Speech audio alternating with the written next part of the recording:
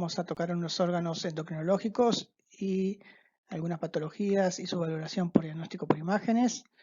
La idea es hablar sobre principalmente tiroides, testículo y ovario.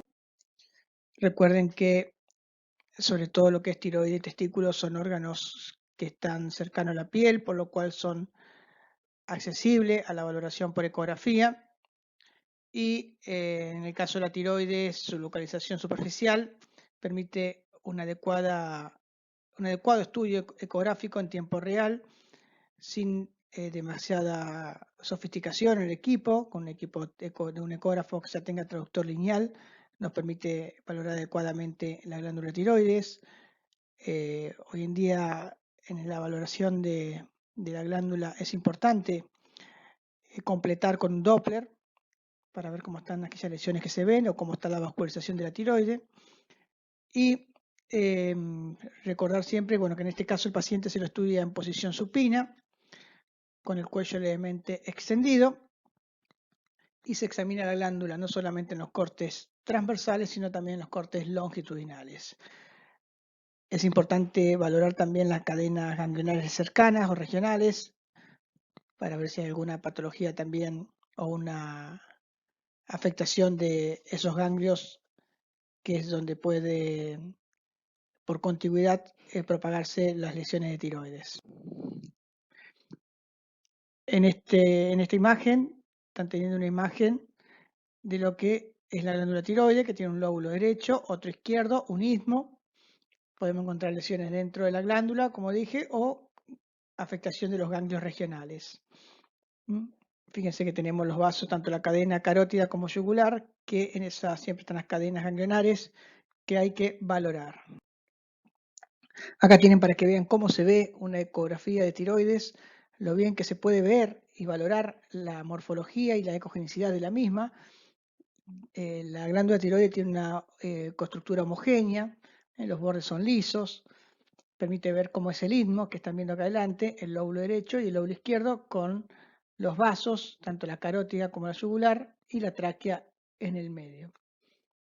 Acá está el gráfico, lo que estamos viendo por ecografía. Es un corte transversal y longitudinal, siempre es recomendable. Acá tenemos un corte longitudinal de la glándula tiroidea.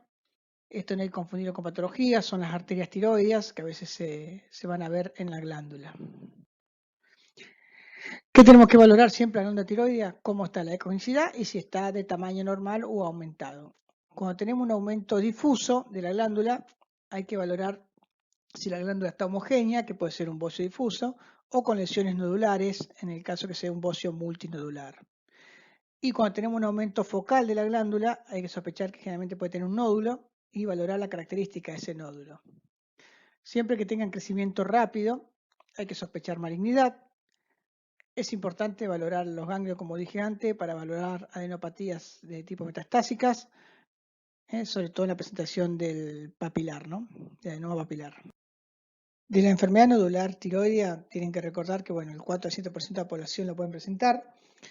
Generalmente hay un 30% de la población que lo presenta, que están expuestos a las radiaciones. La mayoría son benignos. El carcinoma tiroideo es raro y se considera que está dentro del 1% de los tumores malignos.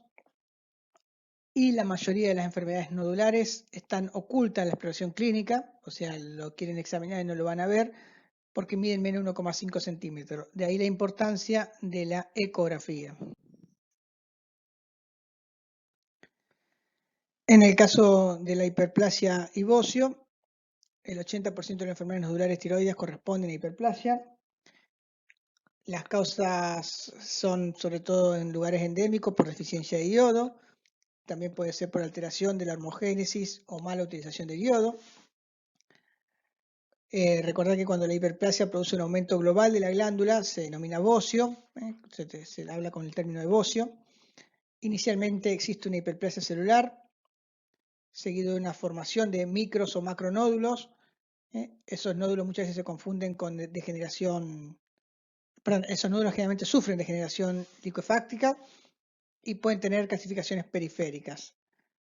Recordar que generalmente pueden ser isoecoico o hiperecoico y es frecuente que encontremos que tengan un halo hipoecoico periférico. Entonces, cuando vemos los bocios o la hiperplasia, hay que valorar si es, como dijimos antes, es homogénea o nodular, que va a tener micro o macronódulos en todo, distribuida en forma difusa, ¿no? Los nódulos tiroides se pueden encontrar presentes en el 50% de personas mayores de 50 años por ecografía. Hay un 20% que son quísticos, de los cuales el 60% están en estadio final de adenoma. El 75% de los que se pueden encontrar son múltiples y un 25% únicos. Recordad que los nódulos únicos generalmente son benignos, hay un 15% que pueden ser malignos, y valorar sobre todo cuando son los bocios multinodulares por ecografía, ya que nos permite diferenciar estos nódulos si tienen características de benignidad o malignidad. La cintigrafía juega un rol importante para valorar si estos nódulos son calientes o fríos. Recuerden que cuando son calientes captan el isótopo y pueden magnetizarse en 1 a 4%, en cambio los fríos tienen del 15 al 25%.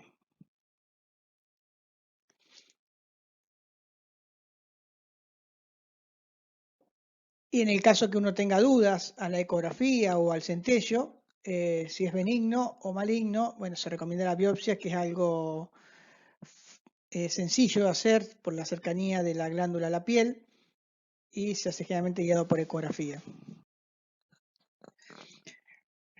Desde el punto de vista por imagen, el primer método para valorar la glándula tiroidea es la ecografía, por lo que dijimos antes, la sensibilidad, que es muy buena, la cercanía a la piel, que nos permite hacer mejores diagnósticos, y bueno, la ecografía ya sabemos que es un método que está accesible dentro de todo hoy en día.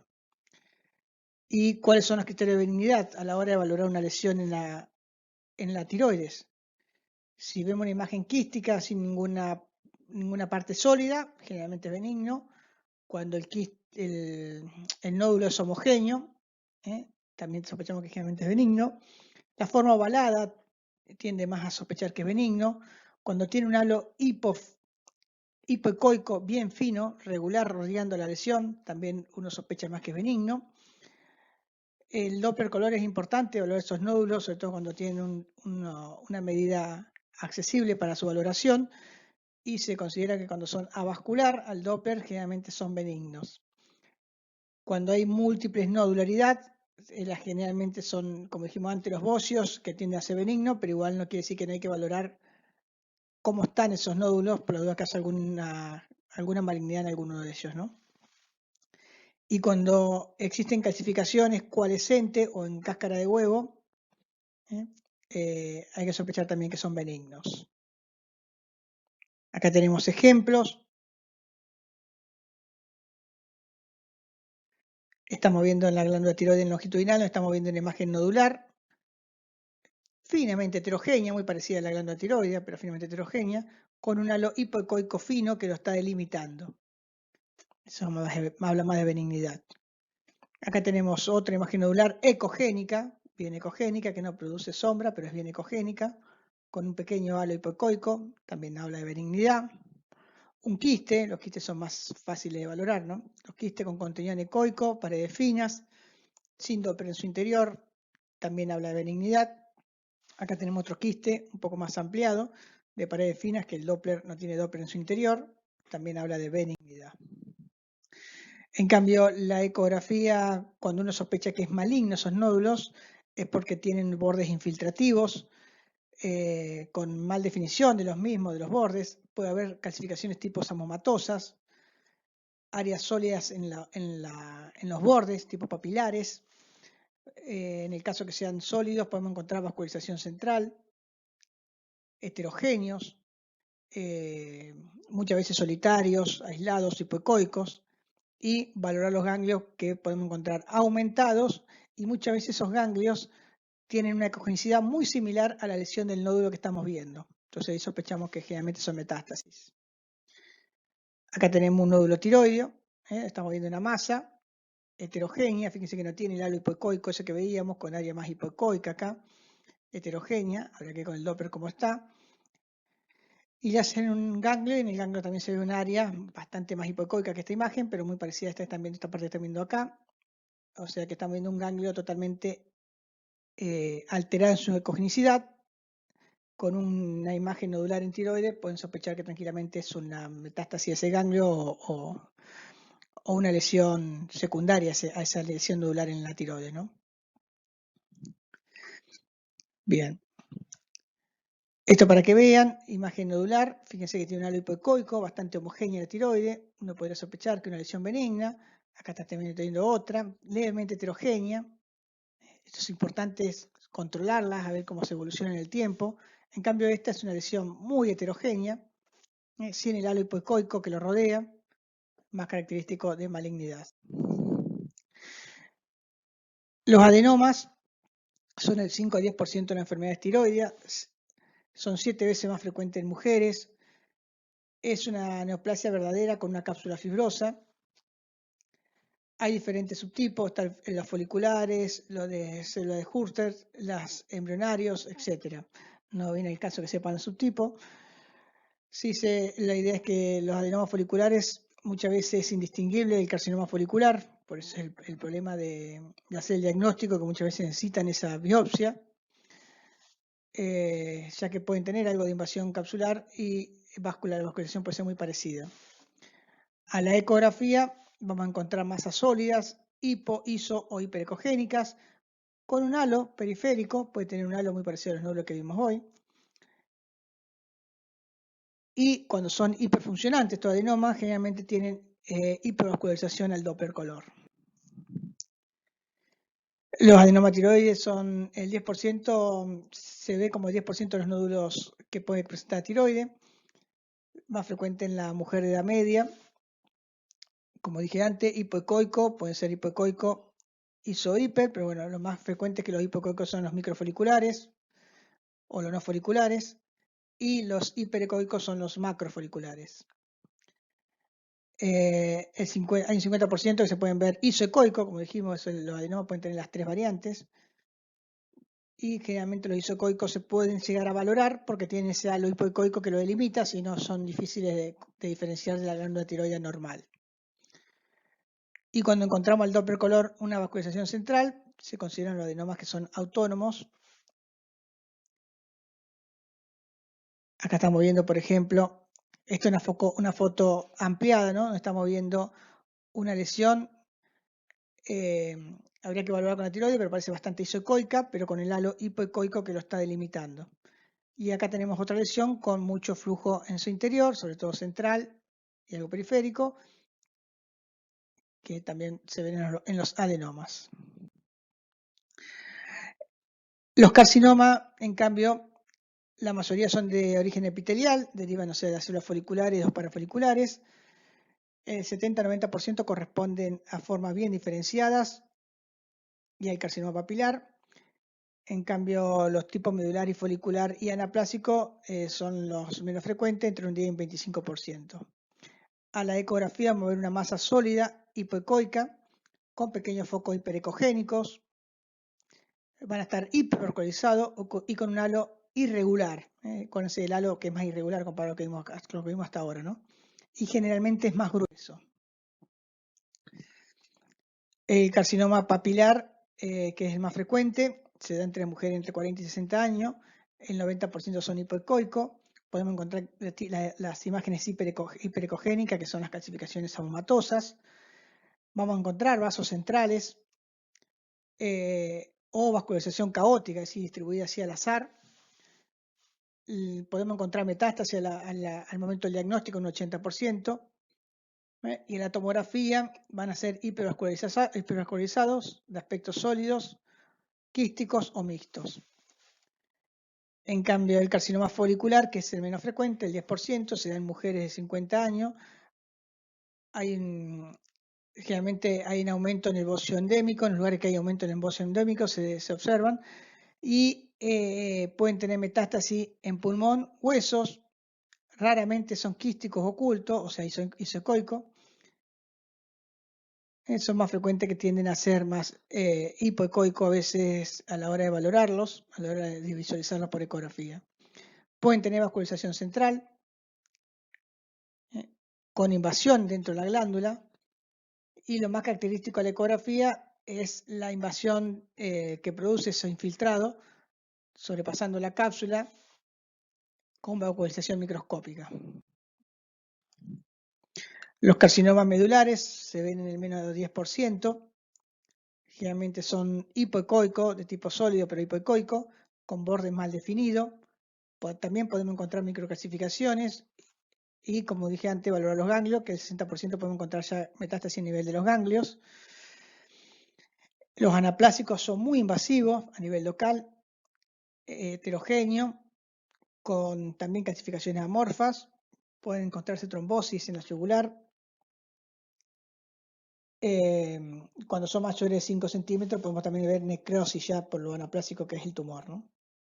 En pediatría en los niños podemos encontrar el carcinoma papilar infiltrante local con metástasis a ganglios o a pulmón. En el caso de los linfomas en tiroides son menos frecuentes, pero también puede tener linfoma o metástasis de algún otro tumor también afectando a tiroides. Ahí ven, como están viendo la flecha, las microcalcificaciones de un carcinoma medular. El flujo distribuido en forma aleatoria. Acá en este caso está un hiperflujo a nivel de la lesión, este flujo más anárquico, carcinoma folicular. Y cuando hay un flujo más distribuido en forma general es un carcinoma medular. Acá están viendo un centello, están valorando este nódulo, que en este caso es un nódulo frío, es decir, que no es funcionante, que podría ser maligno. Cuando la enfermedad tiroidea es difusa, como es el caso de la tiroiditis linfocitaria autoinmune, el Hashimoto, podemos encontrar un bocio adenomatoide con áreas de quiste coloideo. Y en el caso que hace una tiroiditis supurativa aguda y la granulomatosis subaguda, producen también un aumento difuso de la glándula que hay que hacer diagnóstico diferencial, ¿no? Bien. Acá estamos viendo un aumento de la glándula. Fíjense que la concavidad anterior que tienen los lóbulos acá la perdió, el istmo está aumentado, es bastante homogénea. Cuando vemos un aumento de la glándula y un aumento del Doppler, estamos hablando de que tiene un paciente un bocio hipervascularizado, una tiroiditis autoinmune, que también podemos encontrar imágenes heterogéneas con imágenes quísticas en su interior o imágenes nodulares de diferente tamaño, cuando es el bocio nodular, ¿no? Micro y macronodular. La glándula tiroidea en tomografía se ve hiperdensa y en resonancia se ve hipo en T1 e intermedia en T2. El contraste iodado hay que tener precaución, hay que tener cuidado, sobre todo en aquellos pacientes que tienen hipertiroidismo. Hay que tener cuidado porque podemos producir podemos producir un hipertiroidismo nosotros al ponerle la hormona, al ponerle el yodo. Entonces, si sabemos que tiene el paciente son hipertiroides que están en tratamiento, hay que tener cuidado y valorar si es necesario ponerle contraste o no.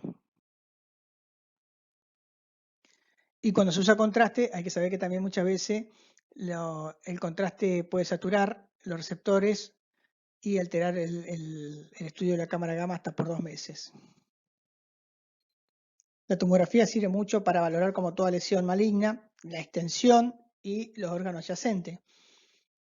En el caso de los tumores de tiroides, valorar los bordes, la extensión extraglandular, la invasión a tráquea, laringe, los ganglios, cómo están, cuánto están afectados. Es como que dar una valoración más panorámica de toda lesión. Y bueno, como saben, la tomografía se resalta mucho las calcificaciones, que se ven muy bien, y podemos ver si tiene calcificaciones o no.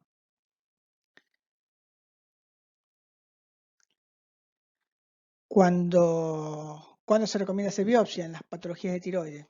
Generalmente cuando tenemos nódulos hipoecoicos mayores de 1 centímetro, que nos queda duda por ecografía. Cuando son nódulos fríos, al centello y hay hipervascularización central con la ecografía. Cuando estamos hablando de una neoplasia endocrina múltiple, También tenemos que sospechar que hacer biopsia para ver qué tipo de tumor puede ser. Cuando hay metástasis ganglionares, muchas veces se biopsian las dos cosas, tanto la tiroides como el ganglio. Cuando hay una recurrencia post tratamiento con rayo, cuando la ecografía vemos que está muy aumentada la glándula y es muy difícil el diagnóstico, valorar por ecografía, entonces muchas veces terminamos haciendo con la aguja, acercándonos y buscar la lesión que más dominante tiene para hacer un estudio más certero de la patología que tiene, ¿no? Y en lo que no se trata de hacer en los nódulos que son ecogénicos o que al centello son calientes, que generalmente son funcionantes, se trata de no punzar. Ahí estamos viendo, como por ecografía, estamos viendo la aguja. Este es el nódulo. Llega la aguja, se hace la biopsia como unas pistolas, que se toma biopsia y generalmente el anatopatólogo puede estar ahí en el lugar donde se hace la biopsia con el microscopio y valorar si la muestra es suficiente, que sería lo ideal, y si no, se sacará otra muestra, ¿no? Tomografía, donde estamos viendo el ganglio, una adenomegalia con una calcificación, adenomegalias con calcificaciones puntiformes, que en este caso son metástasis. Paciente 14 años, femenina con una masa en base de la lengua, fíjense una masa bien hiperdensa en forma espontánea porque no tiene contraste. La lengua, una masa levemente hipoecoica, no tiene conicidad normal, habría que compararla con la glándula tiroides si la encontramos. En estos casos es importante valorar cómo está la glándula tiroidea. Puede pasar dos cosas, que la glándula tiroidea tenga un solo lóbulo o que no la veamos. Si tiene un solo lóbulo, puede ser que sea parte de una tiroides ectópica, y si no está la glándula tiroidea en su lugar, puede ser la tiroides ectópica, toda su glándula tiroidea ectópica por debajo de la base de la lengua. Bien, otra de las glándulas que tenemos cerca de la tiroides son las glándulas paratiroideas, que tenemos dos superior y dos inferiores. Hay personas que en un 10% que pueden tener más de 4, y en un 15% de las personas puede haber glándulas ectópicas, ya sea retrofaringia, mediastino, superior, tiroides, espacio carotidio, que pueden tener alguna ectópica. Desde el punto de vista endocrinológico, lo que tenemos que pensar es que la paratiroide puede producir una hiperfuncionalidad y va a ser un hiperparatiroidismo. En el caso del hiperparatiroidismo primario, la principal causa es el adenoma, después la hiperplasia y por último el carcinoma. Por ecografía la podemos valorar, siempre hay que buscarla por detrás de los lóbulos tiroideos. Generalmente la encontramos cuando están aumentadas. Podemos encontrar, son imágenes ovoideos, generalmente son homogéneas. Y la importante de la ecografía es que podemos valorar cuál es la que está aumentada, cuál es la que está patológica para planificar la cirugía y por qué lado se puede meter el cirujano, ¿no?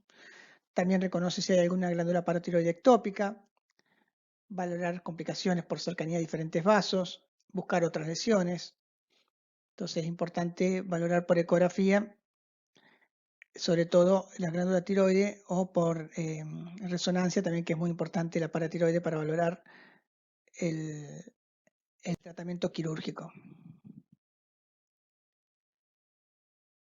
Acá tenemos un centello que le hacen con tecnecio, talio para paratiroides. Estas son las glándulas tiroides, y cuando están terminando de captar las tiroides se empieza a ver la captación de la paratiroides ahí en el lóbulo inferior del lóbulo izquierdo, perdón, el polo inferior del lóbulo izquierdo de la glándula tiroide.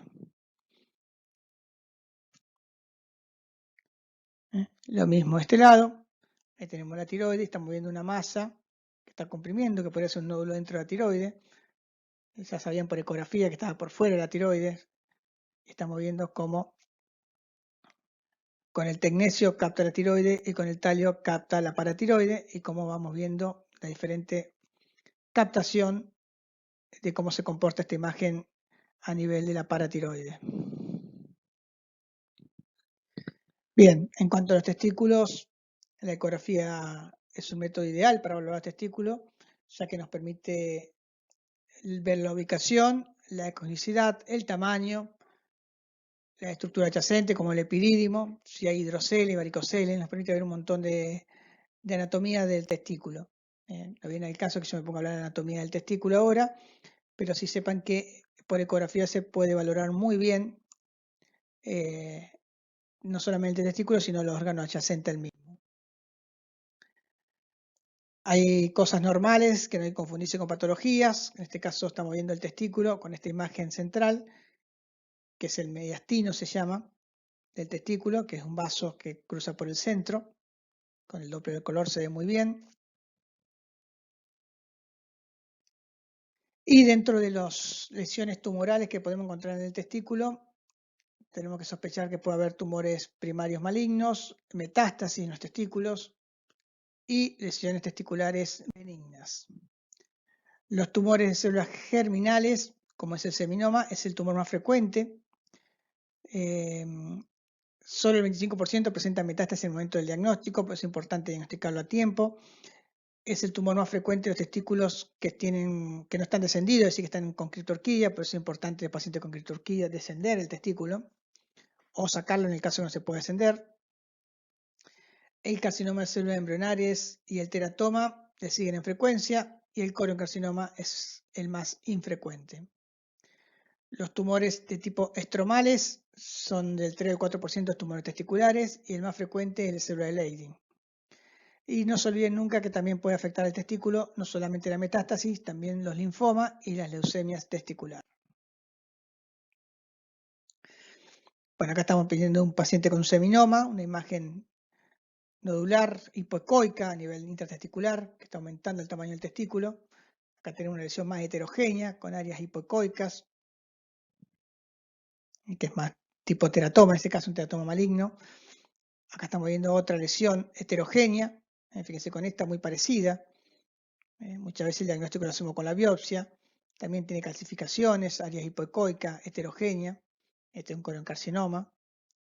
Y en este estamos viendo también una imagen nodular, levemente hipoecoica, bien delimitada, con leve halo, parece que tuvieron un pequeño halo. Es un tumor de célula de Leydig. Las lesiones benignas del testículo, bueno, cuando hay un quiste es más fácil de valorar por ecografía, porque los quistes, acuérdense que se ven como imágenes anecoicas de paredes finas. Los abscesos son muy parecidos con las paredes levemente engrosadas y con contenido puede tener pequeñas imágenes ecogénicas. El infarto testicular es importante valorar cuando hay dolor testicular, valorar el Doppler. Las calcificaciones escrotales, muchas veces hay microlitiasis testicular, que se dice que son propensos o más predispuestos a producir cáncer testicular, por eso hay que controlarlos. El hidrocele cuando tenemos agua en la bolsa testicular, que se ve muy bien por ecografía. El varicocele también, permite valorarlo muy bien por ecografía y con Doppler color. La orquiepididimitis, que vamos a tener una inflamación con aumento del Doppler en el testículo y en el epidídimo. Ahí tenemos imágenes quísticas, intratesticulares, con contenido anecoico y paredes finas. Ahí estamos viendo una imagen con paredes más irregulares y engrosadas con un contenido finamente ecogénico, a diferencia de este, que es el absceso. Hidrocele, es el testículo con el líquido por fuera. Un quiste a nivel de la cabeza del epidídimo. Son lesiones benignas. Varicocele, van a ver imágenes tubulares con contenido anecoico, que al Doppler color, sobre todo en maniobra de Valsalva, van a ver cómo aumenta. Y la orquiepididimitis es el testículo que puede estar aumentado de tamaño, igual que el epidídimo, con aumento del flujo color a la hora de valorar con el Doppler. Entrando a lo último que son los ovarios se estudian muy bien por ecografía transabdominal y en mujeres grandes se puede estudiar también con ecografía transvaginal. Recordar que siempre tienen que tener, en el caso que sea abdominal, hay que hacerlo con vejiga llena, porque es importante valorar a través de la ventana, lo hace la vejiga. Y la ecografía generalmente van a ser una ecogenicidad relativamente variante, pero homogénea, se va a tener una homogenicidad con pequeñas imágenes foliculares en su interior.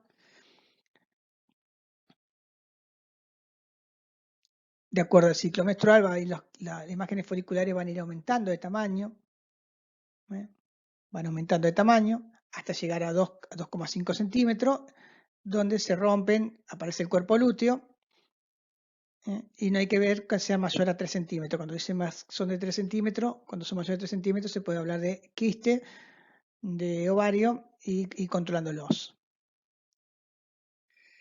Acá tenemos un ovario normal, con el centro más ecogénico y algunos quistecitos periféricos, folículos periféricos. En la edad posmenopáusica ya empieza a perder los folículos ya y solamente se ve como una imagen ovoidea finamente ecogénica. Los quistes posmenopáusicos generalmente son pequeños, no superan los 3 centímetros. Y el tiempo transcurrido de la menopausia y el uso de hormonas es importante tener en cuenta, ¿no? O sea, ¿qué puede pasar? Que es cuando los pacientes pueden tener mayor folículo o no. Acá tenemos un quiste a nivel del ovario. Generalmente, como dije antes, generalmente hablamos de quiste cuando mide más de 3 centímetros y son hay que controlarlos. Las lesiones neoplásicas, tenemos los quistes funcionales, los quistes hemorrágicos, la endometriosis, el ovario poliquístico.